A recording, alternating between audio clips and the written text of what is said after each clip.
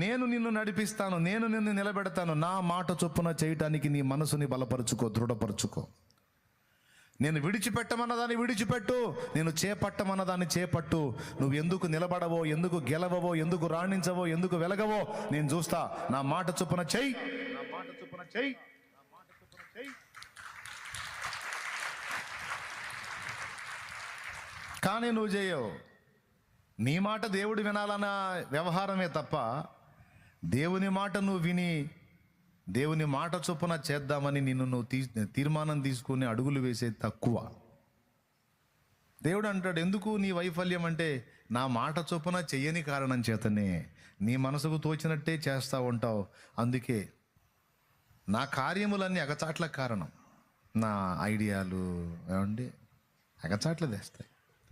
నీ మార్గములు, నీ మాటలో నేను కానీ ప్రయాణం చేస్తే అవి నాకు క్షేమకరములు.